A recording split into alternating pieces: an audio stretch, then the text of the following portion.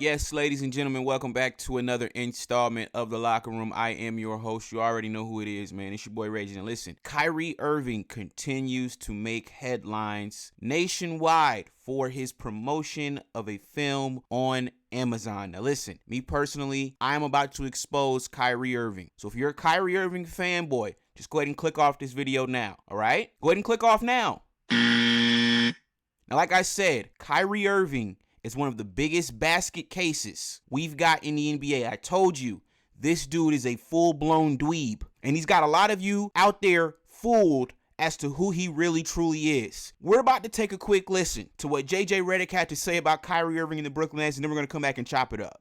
The 2018-2019 season, that was, I think, Sean Mark's fourth year as the GM. And he inherited one of the worst possible situations in professional sports history due to the Brooklyn Nets, Boston Celtics trade in 2013.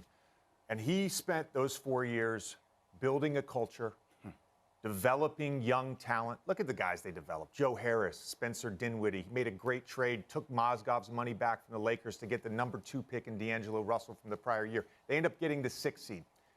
The reason that the Brooklyn Nets were so attractive to Kevin Durant and to Kyrie Irving was because of that culture and because of that young depth. Jared Allen, another example of that. And they have spent the last 3 seasons helping to dismantle that culture, helping to dismantle that depth. They wasted $10 million on DeAndre Jordan. That $10 million could have been used for a useful player. They insisted that DeAndre play over Jared Allen. Jared Allen is an all-star right now. So, yes, they shoulder some of the blame, but shouldn't some of the blame be on the Nets organization? Marcus Spears last year used the word capitulate. I'm going to steal that word. We have seen it time and time and time again, the Nets organization capitulate to Kevin Durant and Kyrie Irving. And look, I get blamed all the time for being too pro-player. I'm a fan of the player empowerment era. I stand for players.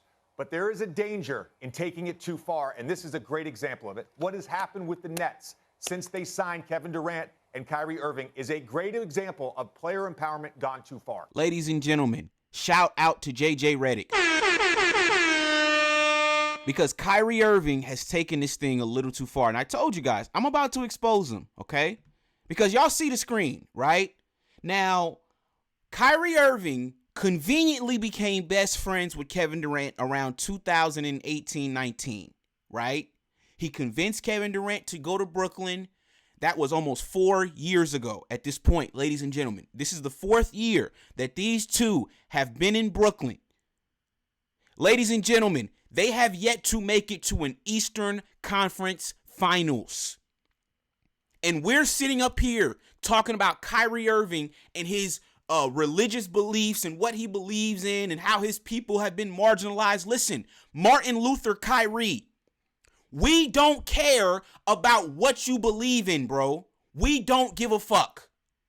If you want to go be Malcolm X, go right ahead.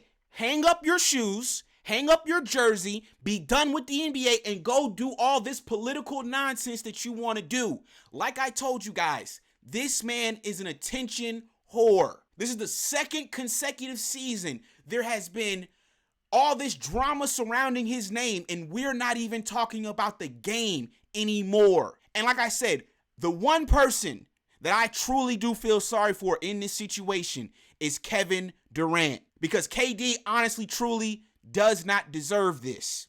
KD deserves to play with somebody who can help him compete for championships. Kyrie Irving is not interested in playing basketball anymore. He's more concerned with going viral on Twitter for his beliefs. Like I told you guys, we don't care. This is a business. And for all of you that stand with Kyrie Irving, God bless you. Go to your job and do what Kyrie Irving does. And guess what? I guarantee you, you will not have a job.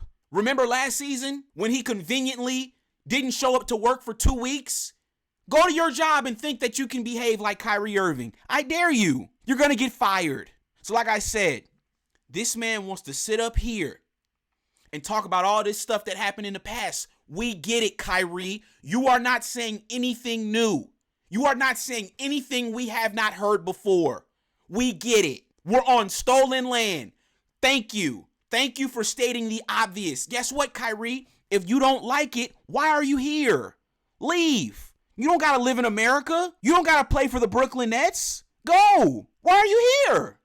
Go to Africa. Now, ladies and gentlemen, this is what Adam Silver said about Kyrie Irving, right? This is a statement from Adam Silver. He said, Kyrie Irving made a reckless decision to post a link to a film containing deeply offensive anti-Semitic material. While we appreciate the fact that he agreed to work with the Brooklyn Nets and the Anti-Defamation League to combat anti-Semitism and other forms of discrimination, I am disappointed that he has not offered an unqualified apology and more specifically denounced the vile and harmful content contained in the film he chose to publicize. I will be meeting with Kyrie in person in the next week to discuss this situation.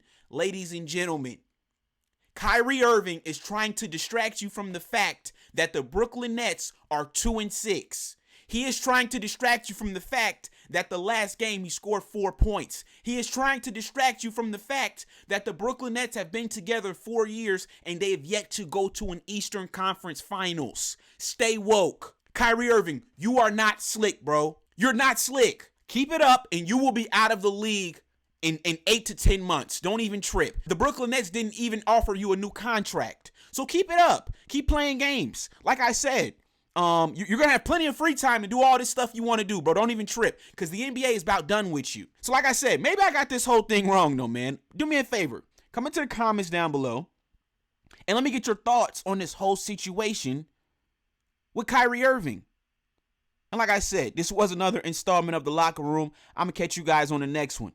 Peace. Responsibility. It seems like Adam Silver wanted to hear the word "I apologize," or in your mind, you said, "I didn't mean to cause any harm." Were you apologizing, or did you not apologize? I didn't mean to cause any harm. I'm not the one that made the documentary. What are the specific things in the documentary that you don't believe are true and that you don't believe represent your rights? I think some of the criticism of the Jewish faith in the community, for sure. Some points made in there that were unfortunate. Kyrie, are you surprised that you did hurt people? Surprised that I did hurt people? Are you surprised that reaction and some of the things that you did hurt people? Yeah, I think I can ask a better question. It's just, where were you when I was a kid, figuring out that 300 million of my ancestors are buried in America? Where were you guys asking those same questions when I was a kid learning about the traumatic events of my familial history and what I'm proud to come from?